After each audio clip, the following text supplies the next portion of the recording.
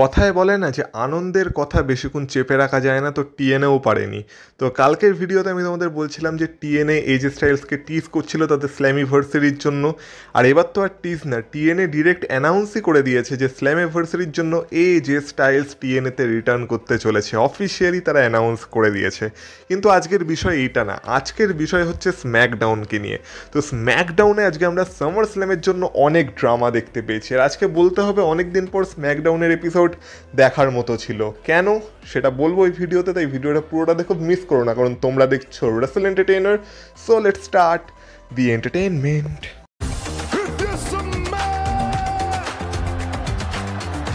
Acknowledge me. Acknowledge me. You there, sitting at home. Acknowledge me. কিন্তু সবার প্রথমে একটু সিরিয়াস বিষয় দিয়ে ভিডিওটা শুরু করা যাক। তো স্ম্যাকডাউনের শুরুতেই আমরা দেখতে পাই আজকে একটা বিশাল বড় দুর্ঘটনা ঘটে গেছিল। কি হয়েছিল না, আমাদের সোলো সিকাওয়া আর তার টিম, যেই টিমে কিনা আমাদের লেজেন্ড টঙ্গালোয়াও ছিল, আর সেই হয়তো গাড়িটা চালাচ্ছিল, তাদের গাড়ির সাথে একটা অ্যাক্সিডেন্ট হয়ে যায় বড় সড়ো। আর সেই অ্যাক্সিডেন্টে কারো কিছু হয় না, কিন্তু যেহেতু আমাদের টঙ্গালোয়া লেজেন্ড, দ্য লেজেন্ডারি টঙ্গালোয়া, তাই আমরা দেখতে পাই শুধুমাত্র তার মাথা থেকেই রক্ত বেরাচ্ছে। আর এই কারণেই আমরা টঙ্গালোয়াকে বলি দ্য লেজেন্ড টঙ্গালোয়া।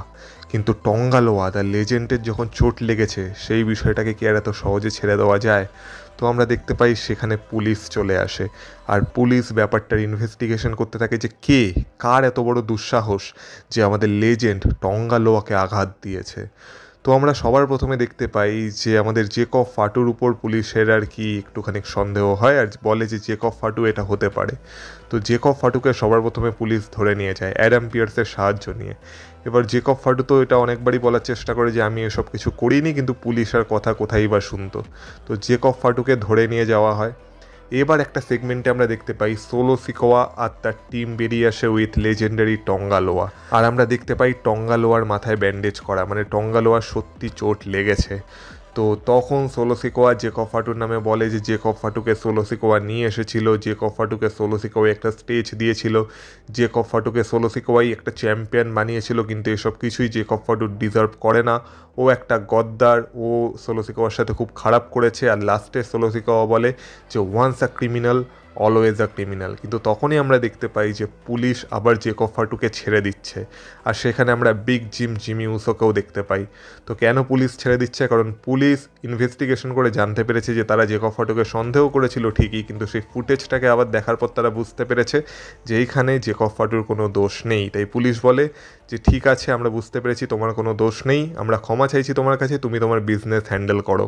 তো বিজনেস হ্যান্ডেল করতে তখন আমরা দেখতে পাই যে জেকব ফাটু বেরিয়ে আসে। আর জেকব ফাটু বেরিয়ে আসার পর আমরা দেখতে পাই সোলো সিকোয়া আর তার টিমের অবস্থা খারাপ হয়ে যায়। পেছন থেকে জিমি উসো এসে অ্যাটাক করতে থাকে। জিমি উসো সবার প্রথমে আমাদের তালা টোঙ্গাকে টেক ডাউন করে নেয়, আর জেকব ফাটু বাকি তিনজনের কাজ একদম শেষ করে দেয়। তো তারপর আমরা দেখতে পাই যে আমাদের বিগ জিমি উসো আর জেকব ফাটু মিলে পুরো রিং ক্লিয়ার করতে থাকে।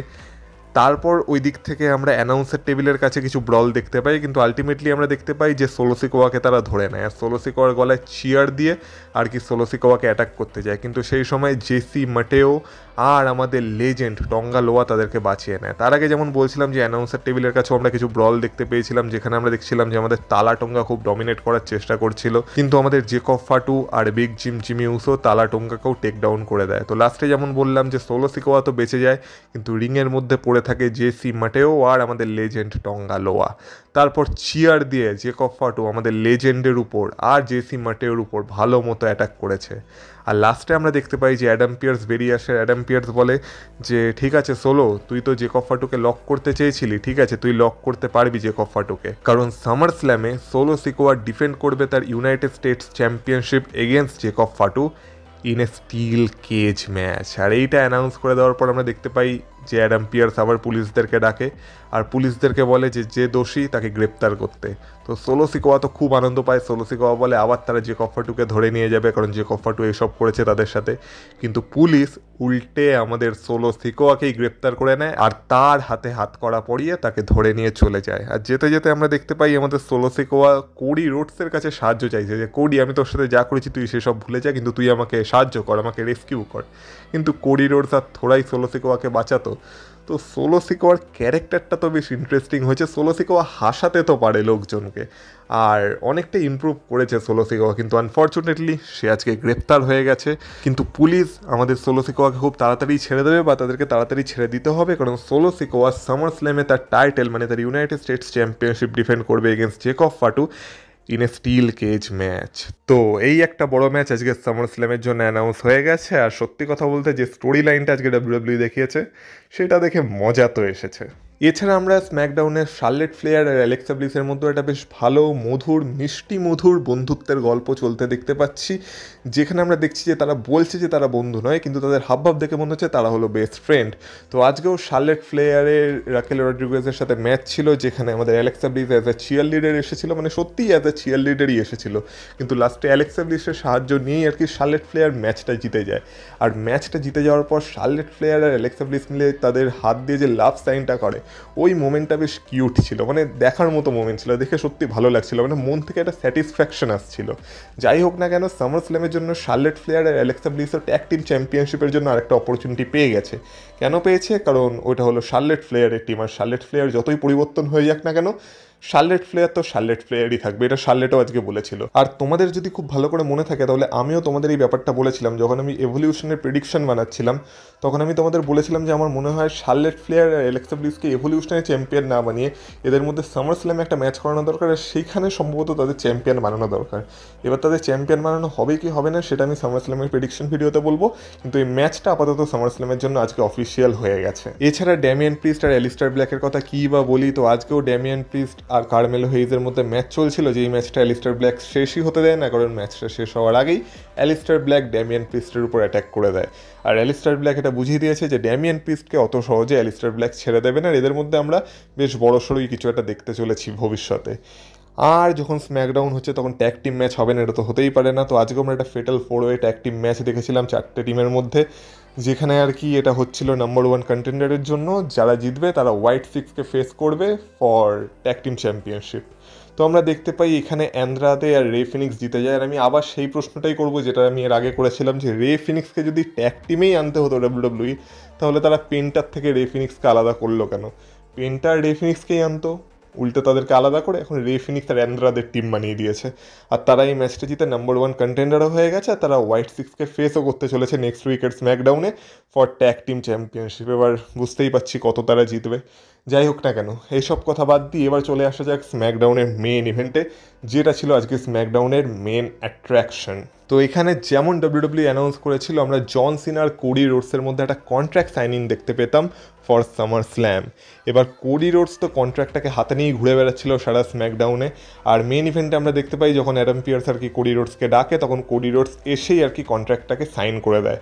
আর কোডি রোডস আজকে বলে যে কোডি রোডস তার পুরো কেরিয়ারে কখনো অসচেতন হয়নি, মানে জবের থেকে সে ডাব্লিউডাব্লিউতে রিটার্ন করেছে সে সবসময় সচেতন ছিল তার নিজের ব্যাপারে, কিন্তু সে তার লাইফে মাত্র একবারই অসচেতন হয়েছিল বা একটু ডিস্ট্র্যাক্টেড হয়েছিল যখন সে জন সিনাকে ফেস করছিল এই বছরের সামার স্ল্যামে। আর সেই সময় জন সিনা তার ব্যান্ড বাজিয়ে দিয়েছে, মানে জন সিনা ওর সেই অসচেতনার ফায়দা তুলে আর কি নতুন চ্যাম্পিয়ন হয়ে বেরিয়ে গেছে। কিন্তু এরপর যখন সে সামার স্ল্যামে জন সিনাকে ফেস করবে তখন সে একদমই অসচেতন হবে না, আর জন সিনাকে হারিয়ে সে আবার আনডিসপিউটেড চ্যাম্পিয়ন হতে চলেছে। কিন্তু সেই সময় আমরা দেখতে পাই যে অ্যাডাম পিয়ার্স জন সিনাকেও ডাকে, আর এরপর পালা ছিল জন সিনার কন্ট্রাক্টটাকে সাইন করার। তো জন সিনা বেরিয়ে আসে, নতুন মার্চেন্ডাইজ, নতুন সব কিছু, কিন্তু সেই পুরনো থিম। তার সাথেই জন সিনা বেরিয়ে আসে, আর বেরিয়ে এসে সবার প্রথমে আজকে জন সিনা একটু সিরিয়াস থাকে। জন সিনা কোডি রোডসকে বসতে বলে, সবাইকে বসতে বলে, সবাইকে একটু চুপ করতে বলে, আর জন সিনার কথা শুনতে বলে। তো জন সিনা বলে যে আজকে তোমাদের সবার জন্য আমার কাছে একটা মানে ব্যাড নিউজ আছে, আর সেই ব্যাড নিউজটা হলো এটাই যে সামার স্ল্যামে জন সিনা থাকতে পারছে না। কেন থাকতে পারছে না? জন সিনা বলে যে এটা তো আর লোকানোর কিছু নেই যে আমি নেটফ্লিক্সে একটা সিনেমা করতে চলেছি, আর সেটার কাজের জন্য আমাকে একটু ব্যস্ত থাকতে হবে, আর সেই কারণে আমি সামার স্ল্যামে আসতে পারছি না। কিন্তু আমি জানি যে কোডি রোডস অনেক কষ্ট করে একটা অপরচুনিটি পেয়েছে, তো কোডি রোডস তার চ্যাম্পিয়নশিপ অপরচুনিটি পাবে, মানে তার ম্যাচ পাবে। সামার স্ল্যামে পাচ্ছে না, কিন্তু হয়তো প্যারিসে গিয়ে পাবে বা হয়তো পার্থে গিয়ে পাবে, মানে আর কি অন্যান্য প্রিমিয়াম লাইভ ইভেন্টে গিয়ে পাবে, কিন্তু সামার স্ল্যামে পারছে না। জন সিনা বলে যে তোমরা জানো না আমি কত কষ্ট করে আজকে এখানে এসেছি, কারণ আজকে এখানেও আমি আসার টাইম পাচ্ছিলাম না, যদিও এটা আমার ফেয়ারওয়েল ট্যুর আর আমি তোমাদেরকে একটা ভালো ফেয়ারওয়েল ট্যুর দিতে চেয়েছিলাম, কিন্তু আমার কাজের চাপে আমি সেটা করতে পারছি না। আর লাস্টে সে সব রকম বাহানা বানিয়ে বলে যে আমি তো এই কন্ট্রাক্টটাকে সাইন করতে পারবো না, কারণ আমি যদি কন্ট্রাক্টটাকে সাইন করে ফেলি তাহলে আমাকে সামার স্ল্যামে উপস্থিত থাকতেই হবে। আর নেটফ্লিক্স কোনোভাবে চায় না আমি যাতে সামার স্ল্যামে কোনোভাবে ইনজিওর্ড হই বা আমি আমার বডিকে কোনোভাবে হার্ম করি। তো আমি এই রিস্কটা নিতে পারছি না, তো সেই কারণে আমি এই কন্ট্রাক্টটাকেও সাইন করবো না। আর সামার স্ল্যামের জন্য আমি আর আসতে পারছি না আর কি। তো থ্যাংক ইউ আমাকে বোঝার জন্য, আমাকে সময় দেওয়ার জন্য। গুড নাইট বলে জন সিনা চলে যেতে চায়, কিন্তু কোডি রোডসের আজকে আমরা একটা অন্যই রূপ দেখতে পাই, আর এই রূপটা অ্যাকচুয়ালি ভালো। কোডি রোডসের সেই পৃথিবীর সব থেকে ভালো মানুষ রূপের থেকে এই রূপটা অনেক গুণে ভালো। কারণ আমরা দেখতে পাই যখন জন সিনা আর কি এইসব আর কি খুব ইমোশনাল কথাবার্তা বলে সেখান থেকে চলে যাওয়ার চেষ্টা করছিল, কোডি রোডস তখন নিজের কোট ফোট সব খুলে রেখে পেছন থেকে দৌড়ে গিয়ে জন সিনাকে ধরে, শুধু ধরে না, জন সিনাকে মারতে মারতে রিংয়ে নিয়ে আসে। আর তারপর আমরা কোডি রোডস আর জন সিনার মধ্যে একটা ব্রল দেখতে পাই। আর দেখে মনে হয় জন সিনা আবার কোডি রোডসের উপর আপার হ্যান্ড আজকে নিয়ে নেবে। তো জন সিনা কিছুটা নিয়েও নিয়েছিল, কারণ জন সিনা কামব্যাক করে।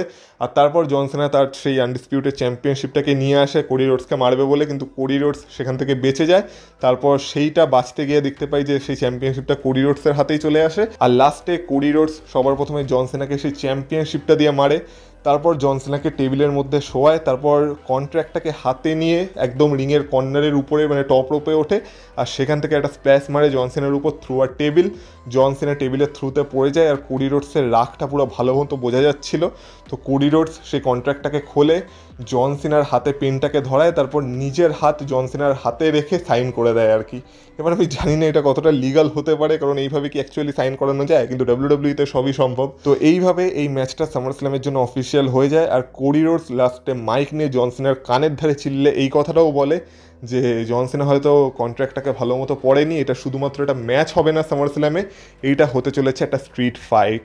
তো আমরা সামার স্ল্যামের জন্য একটা বিশাল বড় স্ট্রিট ফাইট আজকে অ্যানাউন্স হতে দেখতে পেয়ে গেছি, যেখানে আমাদের কোডি রোডস ফেস করবে জন সিনাকে, যেখানে জন সিনাকে ডিফেন্ড করতে হবে তার undisputed WWE championship in a street fight. তো জন সিনা তো নিজের বডিকে হার্ম করতে চাইছিল না, মানে আঘাত দিতে চাইছিল না, এইদিকে এখন জন সিনাকে একটা স্ট্রিট ফাইটে কম্পিট করতে হবে। তো অ্যাকচুয়ালি এবার ম্যাচটা আরও ইন্টারেস্টিং হয়ে উঠেছে, আর এরপর এই ম্যাচটার জন্য আমি ইন্টারেস্টেড আছি, আর আমি দেখতে চাই এই ম্যাচে অ্যাকচুয়ালি কী হয়। বাকি কী হবে আমার মনে হচ্ছে সেটা আমি আমার প্রেডিকশন ভিডিওতেই বলবো, কিন্তু আজকের স্ম্যাকডাউন এখানেই শেষ হয়ে যায়। আর সত্যি আজকের স্ম্যাকডাউন একটা দেখার মতো এপিসোড ছিল। তো তোমাদের আজকে স্ম্যাকডাউন কেমন লেগেছে অবশ্যই কমেন্ট বক্সে কমেন্ট করে বলতে পারো। আর এই ভিডিওটা ভালো লেগে থাকলে ভিডিওটাতে একটা লাইক করে যেতে ভুলো না, আর এই চ্যানেলে নতুন হয়ে থাকলে চ্যানেলটাকে সাবস্ক্রাইব করে দিয়েছো, কারণ এই চ্যানেলে ডাব্লিউডাব্লিউ রিলেটেড এরকমই ভিডিও আসতেই থাকে। আর তোমরা কমেন্ট করে তোমাদের মতামত বলতেই পারো, তাহলে তোমাদের সাথে কথা হবে আমার পরের ভিডিওতে। ততক্ষণ তোমরা ভালো থেকো, টাটা।